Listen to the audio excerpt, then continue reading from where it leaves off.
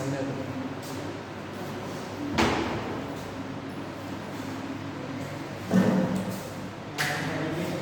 जैसे अगर पूछे कंपनी क्या है, कंपनी क्या है, आगे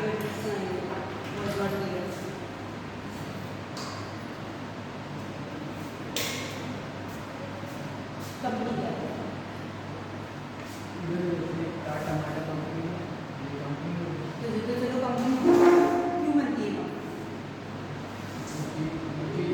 तो कंपनी के तुमने नाम बता दिए कि टाटा है, ये सब है, नाम मुझे कंपनी है है? एक ऐसा व्यवसायिक संगठन जिसमें हम अपना व्यवसाय करते हैं, जिसमें व्यक्ति समूह या क्या होता है ग्रुप होता है, और उनके द्वारा क्या, उनके लिए हम ये ग्रुप क्यों बनाते हैं, क्यों बनाते हैं? व्यवसाय करने के लिए।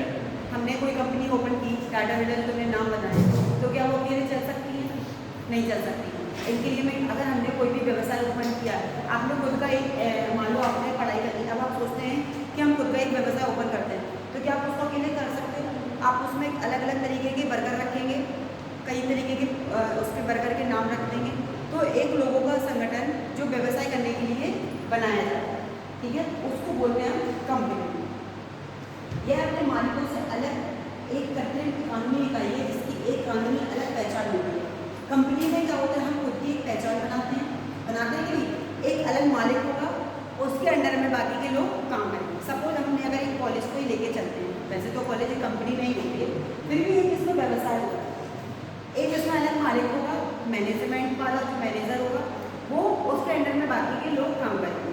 प्राइवेट अगर बात करते हैं तो इसमें क्या होता है, एक अपना खुद का एक मालिक होता है और वह एक कानूनी पहचान है, उसके पास अगर खुद की पहचान है, उसके पास कोई अलग से ऑर्डर नहीं आ सकता, उसने एक पहचान ली है, उसने लॉ ऑफ ऑर्डर पास किया है कि हमने ये व्यवसाय ओपन करने के लिए हमने एक कंपनी बनाई है जिसमें हम ये काम करवाएंगे, और हमने स्टेटमेंट कानून से ले लिया, ठीक है।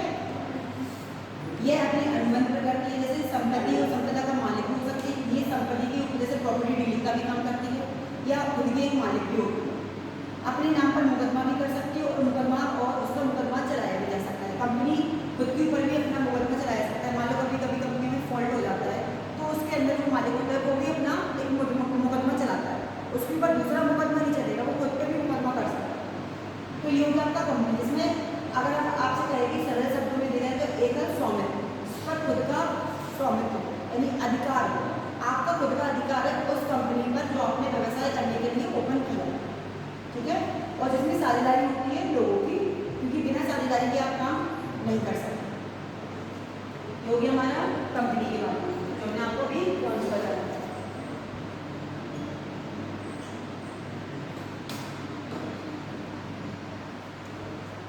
ठीक है, अब आता है मीनिंग, क्या परिभाषा है कंपनी के बारे में।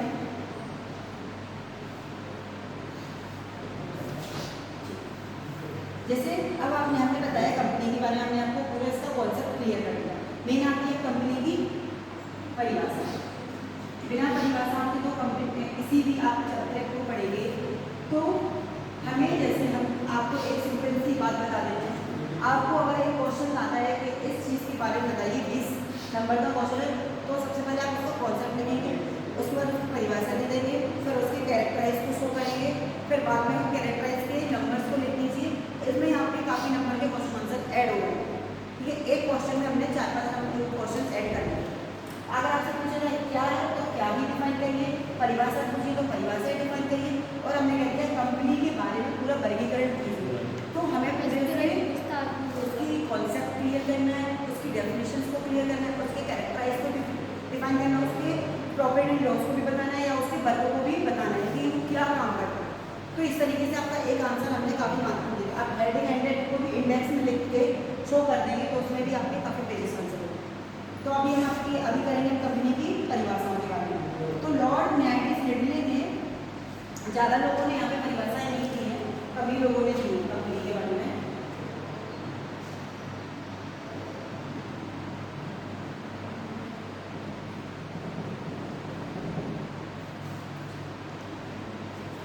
एक तो आएंगे इसमें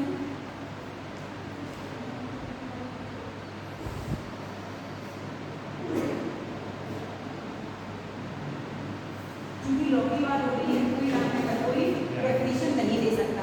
जो न्यायाधीश होगा, क्योंकि उसमें पूरा लॉ पढ़ा होगा, वही कंपनी के बारे में अपनी डेफिनेशन को दे देगा।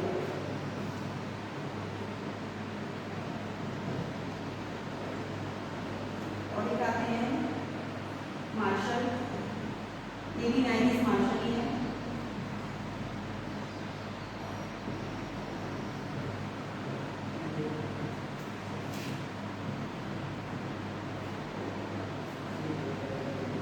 प्रोफेशन है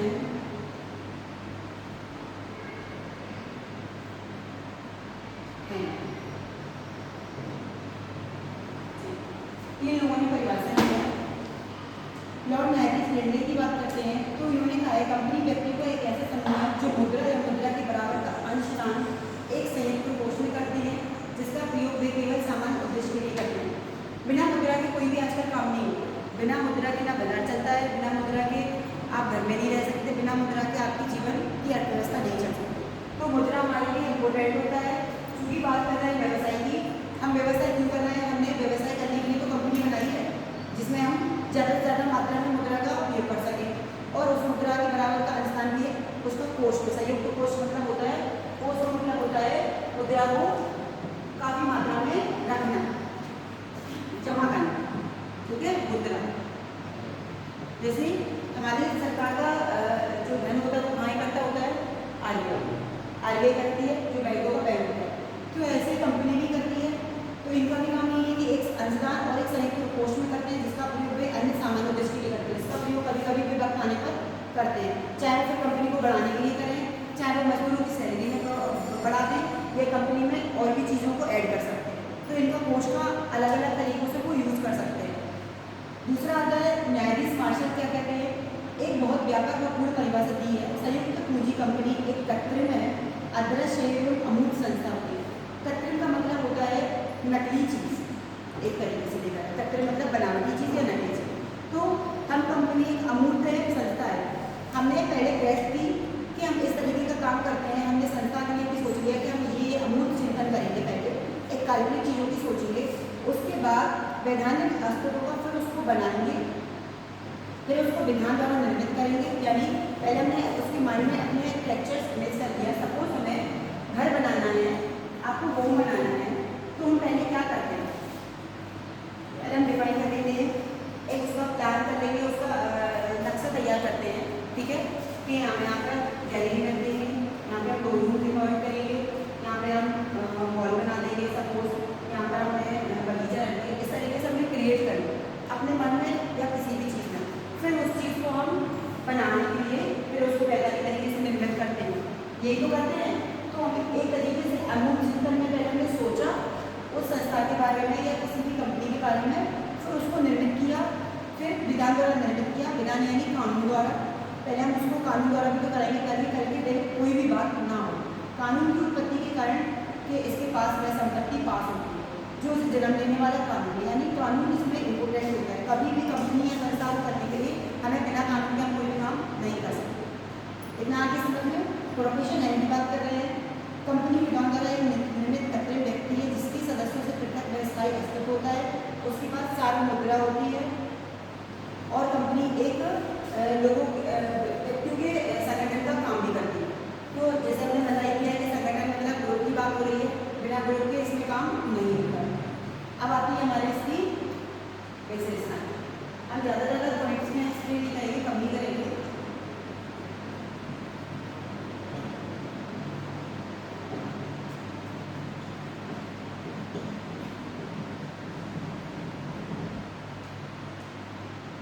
कैरेक्टराइज की बात हो रही है। इसमें क्या होता है? ऐच्छिक एक निम्नलिखित संस्था। ऐच्छिक यानी खुद की इच्छा, ठीक है। कंपनी की महत्वपूर्ण विशेषता होती है कि कंपनी एक ऐच्छिक संस्था होती है जो सदस्य अपनी स्वतंत्र इच्छा से बनाते हैं और इसका समामेलन अधिनियम के अंतर्गत होता है। बगैर समामेलन कंपनी का कोई अस्तित्व नहीं होता। यानी कानून रूप से कंपनी नहीं कह सकते, जिसमें हम खुद की इच्छा से कानून की सहायता लेकर, कानून का मतलब ये नहीं पुलिस की सहायता ले रहे हैं, इसके अलग ऑर्डर होते हैं, इसके अलग अधिनियम होते हैं, उन अधिनियम को लेकर हम एक अपनी खुद की संस्था खोलते हैं। कृत्रिम कानूनी व्यक्ति आर्टिफिशियल लीगल पर्सन। कंपनी का पंजीकरण हो जाने के बाद कंपनी एक कृत्रिम कानूनी व्यक्ति बन जाता है। हमने जब तक कंपनी का रजिस्ट्रेशन नहीं कराया है तब तक व्यक्ति उसके लीगल नहीं माने जाते। हमने जैसे ही रजिस्ट्रेशन करा लिया, कोई प्रॉपर्टी खरीद ली, उसका रजिस्ट्रेशन करा दिया, अब हम उसके स्वामी बन गए हैं और वो हमारे कानून के व्यक्तित्व में आ गए। ठीक है, ये अपने नाम से संपत्ति खरीदी जाती है, उसे अपने नाम रख ली जाती है, आवश्यकता पड़ने पर हम उसको बेच भी सकते हैं। आप जैसे प्रॉपर्टी डीलिंग का काम करेंगे, आपने प्रॉपर्टी का काम स्टार्ट कर दिया तो आप पहले खुद की प्रॉपर्टी खरीदते हैं। सपोज वक्त आने पर आप उसको क्या करते हैं, सेल कर देंगे। आपने मान लो खेत भी खरीद लिया कहीं जाके, क्योंकि वो भी तो एक हमारी कंपनी के अधीन ही आ गया, तो उसको भी हम तो खेतों को भी खरीदते हैं। इसके लिए हमने कहा कि हमारे पास पैसा बहुत है, हम इसको कहाँ लगाएं। हमें कहीं किसी ने बता दिया कि यहाँ पर ये खेत पड़ा है, यहाँ पर पानी की सुविधा है, हम पहले उस जगह को देखेंगे कि यहाँ पे नहर की सुविधा होनी चाहिए। अगर हम कोई भी फसल यहाँ उगाएंगे तो पानी की आवश्यकता जरूर होती है, बाद में हमारी अगर पानी नहीं हो तो फसल नहीं होगा। तो हम वहाँ की सारी फैसिलिटी को देख के आपका हमने खेत खरीद लिए, हम उसके मालिक हो गए। वक्त आने पर हमारी अच्छी नौकरी लग गई, हम बाहर जाने सेटल होगा तो हम उसको खेत को बेच देंगे। कंपनी के मालिक बन गए, आप दूसरे कंपनी का मालिक ऐसे तो जो उसका और सेकंड ओनर भी होगा, उसका पुत्र तो होगा, कोई ना कोई तो वर्कर होगा, उसके रिलेशन में होगा, जो मान लो उसकी मैरिड ही नहीं होगा, अनमैरिड है, सपोज उसके साथ एक्सीडेंट हो गया, उसकी वाइफ को मिल सकती है वो कंपनी। अब वाइफ के हाथ में नहीं चलाने के लिए तो वो फिर किसी और को भेज देगी जो उसको अच्छा पैसा दे दे कंपनी चलाने के लिए। उसने कहा मेरे पास वो पढ़ी लिखी नहीं है, उसके घर के फैमिली वाले नहीं जानते, उनके दो ही मेंबर थे, हस्बैंड वाइफ थे, हस्बैंड एक्सपायर हो गया, अब उसकी वाइफ के हाथों में ये कंपनी के अधीन आ गया। ठीक है, क्योंकि जो हस्बैंड की चीज़ें होती है वो उसके घर के लोगों को मिलेगी। अब ऑनर की बात करें तो उसकी वाइफ है, तो अब उसको लगता है कि मैं ये नहीं चला सकती, तो वो उसकी बोली लगवाएगी जो भी, तो जो बोली लगाई जाएगी, जो उसको खरीदने वाला होगा वो उसको उसके अकॉर्डिंग उसको बेच देगी, ये होगा। उसको सारे उसके फिर जो डॉक्यूमेंट्स की फॉर्मेलिटीज होगी जो उसके लॉ में आएगी कंपनी के, वो उसको साइन करके मतलब सेल कर देंगे, ये होगा उसका। ठीक है, तो अभी कोई उन्होंने किया कृत्रिम, तो कृत्रिम की बात मैंने जैसे बताया था कि आर्टिफिशियल लीगल पर्सन, हम आर्टिफिशियल इसलिए बोलेंगे क्योंकि अभी हम इसके मालिक हैं, अब इसको हम चाहे तो दूसरे को भी बना सकते हैं, तो आर्टिफिशियल होगा। आर्टिफिशियल का मतलब ये होता है कि हम कभी भी किसी को भी इसको ट्रांसफर कर सकते हैं। आर्टिफिशियल जब नहीं माना जाता है कि इसके हम ही स्वामित्व होते हैं, जैसे सरकारी चीज़ होती है, सरकार की चीज़ें हम नहीं खरीद सकते, सरकार का सरकार पर एक अस्तित्व होता है, वो एक आर्टिफिशियल नहीं माना जाता। ठीक है, इतना आइए समझिए। नेक्स्ट आता है पृथक अस्तित्व यानी स्प्रेड एंटिटी। कंपनी का पंजीकरण होने के पश्चात उसका पृथक अस्तित्व हो जाता है। कंपनी और कंपनी के सदस्यों का अस्तित्व पृथक पृथक होता है। इसके सदस्य कंपनी के सारे अंश भी होते हैं और कानूनी दृष्टि से कंपनी के सदस्यों को पृथक दिया जाता है। पृथक यानी बांटना। हमने जब कंपनी खोली है तो इसमें जो भी वर्कर हैं वो अलग अलग तरीके से हम उनको बांट दिए जाते हैं। ठीक है, एक ही पोस्ट पे एक व्यक्ति काम नहीं करता है, सारे जो कंपनी के वर्कर होंगे, जो काम करने वाले लोग होते हैं, उनके अलग अलग तरीके से उनको बांट के उनका वर्क कराया जाता है और वो उनके अंशदान मतलब जो भी यहाँ पे काम करेंगे उनको पैसे दिए जाते हैं, अंश दिया जाएगा कि आप कंपनी के अधीन जो भी काम करेंगे आपको उस हिसाब से उसको पैकेज दिया जाएगा। ठीक है, इतना आगे समझ में। नेक्स्ट आएगा शाश्वत उत्तराधिकारी यानी परपेचुअल सक्सेशन। कंपनी का अस्तित्व सतत अर्थात शाश्वत होता है, चूंकि कंपनी का अस्तित्व पृथक होता है, सीधी बात है। जैसे कंपनी की आयु कंपनी के सदस्य की आयु पर निर्भर नहीं करती, किसी भी सदस्य या निदेशक की मृत्यु, यहाँ तक कि सदस्यों की मृत्यु, दिवालिया, पागलपन, सेवानिवृत्ति के कारण कंपनी की मृत्यु नहीं हो सकती। ठीक, इनका ये कहना है कि मान लो कंपनी में जो कर्मचारी हैं वो काम करना, हमने ये कंपनी बनाई, ये कंपनी है, किसी भी हो सकती है, अच्छी से इंडस्ट्रीज बनाई है हमने। अब इसमें जो काम करने वाले हैं, कोई पागल है, कोई मर गया, तो कंपनी थोड़ी ना खत्म हो जाएगी। उनका मतलब ये है कंपनी तो टिकी है हमारी, भले ही उसमें काम करने वाले बंदे चले गए हैं या मालिक चला गया, वो पागल हो गया, उसको साथ कुछ भी एक्सीडेंट हो गया है, पर हमारी कंपनी तो खड़ी रहेगी, कंपनी तो थोड़ी ना पागल होगी, तो उसके उत्तराधिकारी तो रहेंगे ना, दूसरे हो जाएंगे।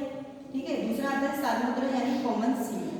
कंपनी की सार्वमुद्रा होती है, चूंकि ये कंपनी कृत्रिम व्यक्ति होते हैं, वह स्वयं कार्य नहीं करते थे, इसलिए प्राकृतिक व्यक्तियों द्वारा माध्यम से कार्य कराया जाता है।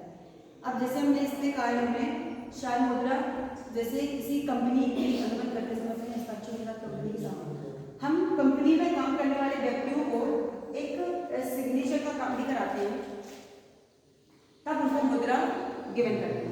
हम उनके एक मतलब एक इनफॉर्मल जो भी फैक्ट होता है उनको हम पहले रखते हैं, उनके डॉक्यूमेंट्स भी रखते हैं, उनके सिग्नेचर भी होंगे हम जब मुद्रा वितरण भी करते हैं तो भी हम उनकी सिग्नेचर को करते हैं, ताकि कल के दिन कोई इशू ना हो या कोई ये व्यक्ति ना कह दे कि मेरे को ये यहाँ से मैंने यहाँ पे काम किया और मुझे मुद्रा मिली ही नहीं। तो हम सिग्नेचर का काम भी करते हैं। बिना सिग्नेचर के हम किसी भी डॉक्यूमेंट को वेरीफाई नहीं कर सकते। तो सिग्नेचर इसमें इम्पोर्टेंट माना जाता है मुद्रा के लिए। सीमित दायित्व हो गया। इसमें सीमित दायित्व का मतलब होता है जैसे कंपनी में जो वर्कर है हम भुगतान कर रहे हैं तो इसका एक लिमिटेशंस होता है। हम इसमें लिमिट रखते हैं इस वर्कर की इतनी जो हम राशि देंगे इसको इतना इसका होगा उसके काम के अकॉर्डिंग या उसकी पोजीशन के अकॉर्डिंग। तो पोजीशन के अकॉर्डिंग हम व्यक्ति को उस हिसाब से राशि बांटेंगे। ठीक है, अगर हायर पोस्ट का व्यक्ति हो तो उसकी जो सैलरी होगी उसके हिसाब से हम उसको डिवाइडेशन देंगे। 100 व्यक्ति काम कर रहे हैं एक कंपनी में तो सबकी तो जो वर्कर होंगे 4th से 8 के उनकी सैलरी एक रेंज में होगी। थर्ड जैसे हमने यहाँ पे ग्रेड रखे ए ग्रेड, तो इसमें क्या होंगे बी ग्रेड हो गया, सी ग्रेड हो गया एंड 4th ग्रेड। 4 ग्रेड होते हैं। ठीक है, बी ग्रेड की बात है। इसमें क्या आएंगे हमारे बी ग्रेड में बिल्कुल लोअर कास्ट श्रमिक वगैरह आएंगे जो लेबर वगैरह वर्कर आएंगे। लेबर वर्कर हमारे डी ग्रेड में आएंगे। सी ग्रेड में आएंगे जो थोड़े एजुकेट होंगे और लेबर से ऊंचा काम करते हो, यानी कि वो लेबर को इंस्ट्रक्शंस भी दे सकते हैं कि आपको इस तरीके से यहाँ पे काम करना है। एक ठेकेदार की बात करें वो हमारा सी ग्रेड में आएगा। बी ग्रेड में क्या आएगा जो ठेकेदार से ऊपर होगा, जो ठेकेदार को लाया है कंपनी में। ठीक है, और ए ग्रेड में हमारी मैनेजर पोस्ट आएगा। तो इन सब की जो सैलरी होगी और जो राशि दे रहे हैं वो अलग अलग डिवाइडेशन देते हैं। अगर हम फील्ड वर्क की बात करें तो जो लेबर में जैसे हमारे जो श्रमिक किसान आते हैं उन्हें फसल कटाने के लिए ले जाते हैं तो हम देखते हैं हमने एक लेबर को रख दिया, हमने कहा आपका एक दिन की 300 रुपये देंगे कटाई का। ठेकेदार उससे ज़्यादा ऊपर का पैसा लेगा। अब जो ठेकेदार से कह रहा है आपको इतनी लेबर लानी है, आपको उन्हें इतना काम कराना है खेत में, इतने बीघा जमीन की कटाई करानी है, तो उसको भी तो उससे प्रॉफिट होगा। तभी तो वो ठेकेदार से इतने पैसे में उसने बात की है और ठेकेदार ने कम राशि करके लेबर को लिया है। तो पैसा यहाँ से एक दूसरे से बढ़ता है। ये हो गया इतना क्लियर। अंशों की हस्तांतरणता कंपनी की विशेषता है कि अंशों का हस्तांतरण योग्य होना चाहिए। एक सार्वजनिक कंपनी के अंश सरलता से एक व्यक्ति से दूसरे व्यक्ति को हस्तांतरित किए जाते हैं, यानी ट्रांसफरमेंट की बात कर रहे हैं। तो यहाँ पे ट्रांसफरमेंट की जैसे कर रहे हैं, जो हम शेयर्स करते हैं कंपनी के वो एक कैसे होने चाहिए, ट्रांसफर में होने चाहिए। लोगों को एक योग ऐसे व्यक्तियों को रखना चाहिए जो अपने ट्रांसफर की बात सही तरह से कर सके। सपोज हमने ऐसे कुछ व्यक्ति रखे हैं जो हमने आपसे कुछ भी कम्युनिकेट किया और वो अपने हिसाब से चल रहा है, अपने एटीट्यूड लेवल में चल रहा है, वो कह रहा हम तो भाई बड़े हैं, हम लेबर की बात नहीं सुनेंगे, लेबर को ऑर्डर देगा अलग तरीके से या मैनेजर। तो हमें ऐसे योग व्यक्तियों को देने चाहिए, करने चाहिए कंपनी में अधीन ऐसे व्यक्तियों को भी रखने चाहिए जो ट्रांसफरिंग का काम अच्छे से करें। तो ये भी काफ़ी इंपॉर्टेंट होते हैं। प्रत्यक्ष संपत्ति में हो गया स्प्लिटेड प्रॉपर्टी, यानी इसमें क्या कह रहे हैं वो एक कंपनी का अपने सदस्यों से प्रत्यक्ष अस्तित्व होता है, कंपनी की संपत्ति का स्वामित्व अधिकार होता है। वही बात हमने जो की है कंपनी का संपत्ति कंपनी के सदस्यों की संपत्ति नहीं होती है। ऐसा ना हो हमने जो कंपनी खोली है हम इसके मालिक हैं क्योंकि हम इसके ऑनर हैं, हमने रजिस्ट्रेशन कराया।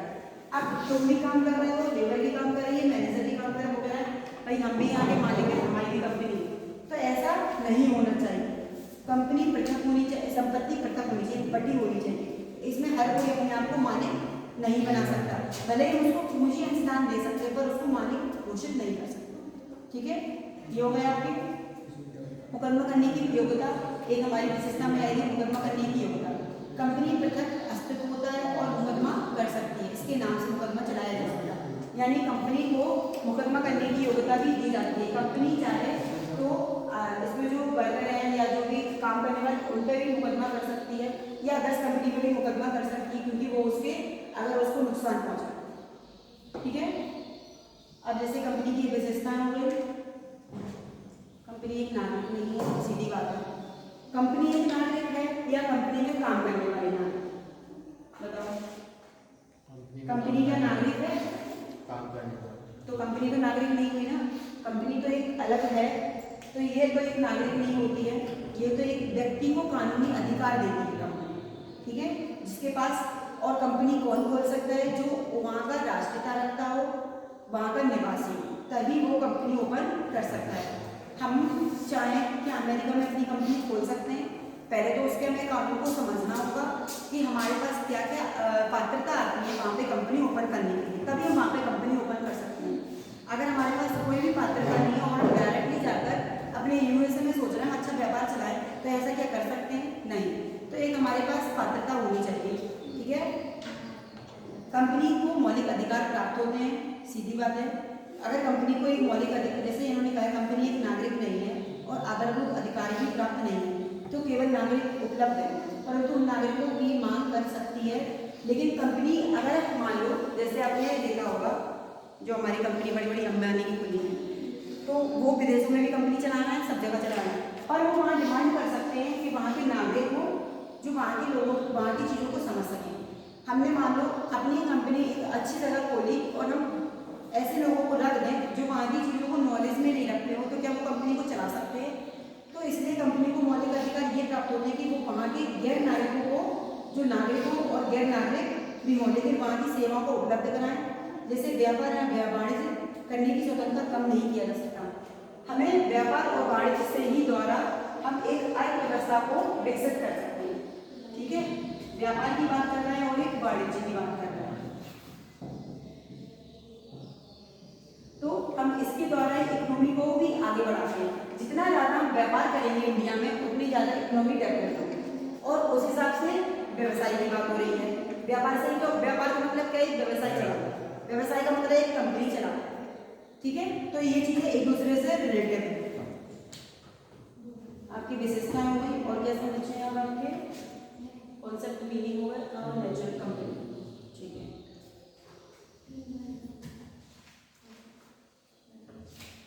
मुझे कंपनी के अंदर लाभ बता दिए हैं।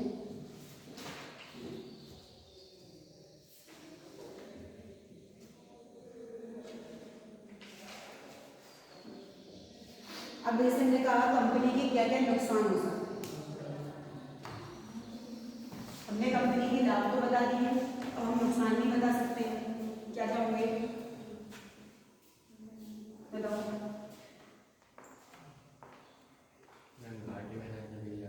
एक तो अनुपालन हो गया और विनियम, यानी कई विनियमों और अनुपालन की आवश्यकताओं के अधीन होता है, जैसे वार्षिक रिपोर्ट दाखिल करना, बैठकें आयोजित करना, रिकॉर्ड बनाना। अब ये कभी कभी होता है कि जो बीच में वर्कर होते हैं वो इसमें काम नहीं करते हैं, तो उससे क्या होगा, अगर हम पालन नहीं करेंगे कंपनी का, तो हमें फिर क्या होगा, जुर्माना भरना पड़ता है और हमें इसकी सजा भी मिलती है, यानी दंड का भी भुगतान करना होता है। तो एक तो आ गया अनुपालन और विनियम, यानी कंपनी के लाभ हानि की बात होती है।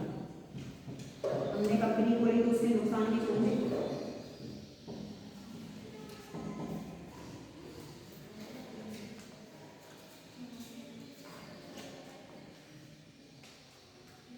अनुपालन और विनियम।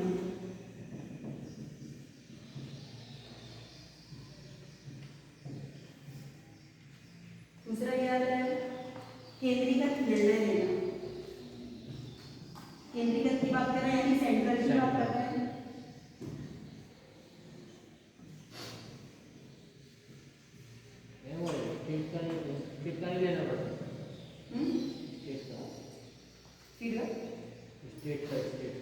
अभी इसमें आया कैसा दोबारा करा रहा हूँ, सार्वजनिक जांच।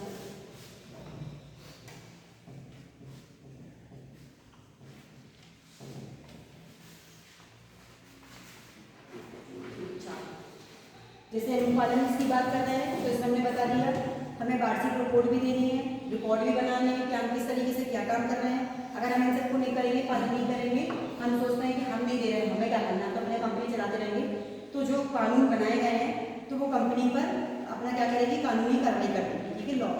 केंद्रीकृत निर्णय लेना, केंद्रीकृत प्रबंधन दक्षता स्पष्ट प्रदान करती है कि हालांकि लचीलापन और जवाबदेही यह था, मालिकों और शेयरधारकों को कंपनी के दिन प्रतिदिन संचालन करने के लिए भागीदारी की आवश्यकता होती है। जो मालिक होते हैं और जो शेयरधारक होते हैं, जो बड़े बड़ी आप लोगे शेयरधारक होते हैं, जो मार्केट होता है शेयर मार्केट, ठीक है। इसमें हम क्या करते हैं, बोली लगाते हैं, अपनी शेयर मार्केट में अपनी बोली लगाई, जितने भी आपने मार्केट पैसा होगा उसमें, अगर इसमें मार्केट गिर गई नीचे तो आपको लॉस हो जाएगा, और अगर इस पर मार्केट आपकी हाई हो गए तो आपको फायदा होगा। तो इसमें क्या होता है, इसमें दोनों की भागीदारी होती है, मालिकों की और शेयरधारकों की, कंपनी की। जो कंपनी होती है वही तो शेयर मार्केट ओपन करती है।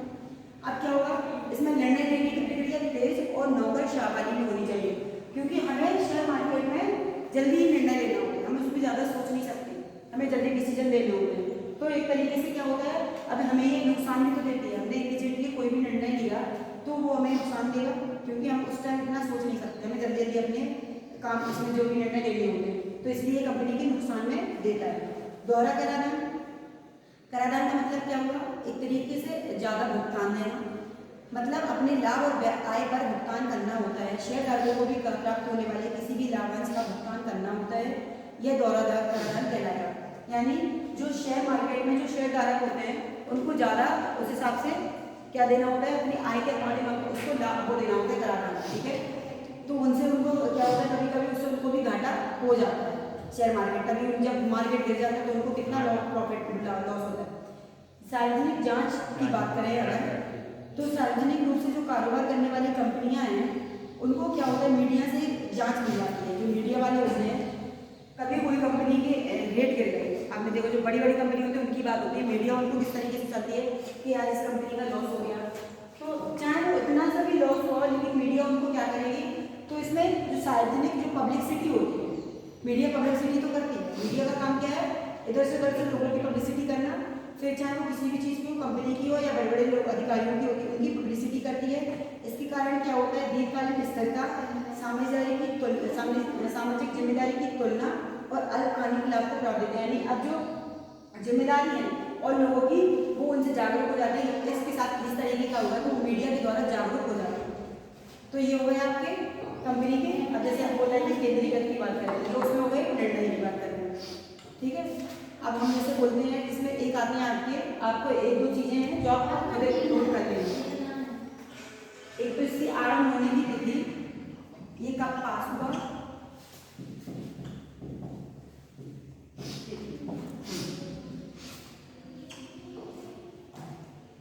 इसमें कौन सी धारा है,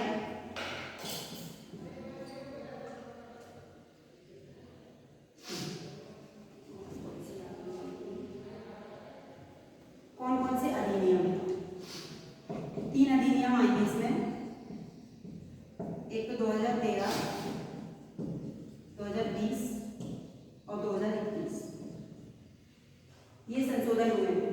तो इन सबको तो मैं अलग से नोट करके आना, मैं नेक्स्ट क्लास में पूछूंगा, ठीक है। एक तो ये तिथि कब हुई है, कौन सी इसमें धारा लगी है और कौन कौन से इसमें अधिनियम, 3 अधिनियम, इन तुम्हें पढ़ के आना है,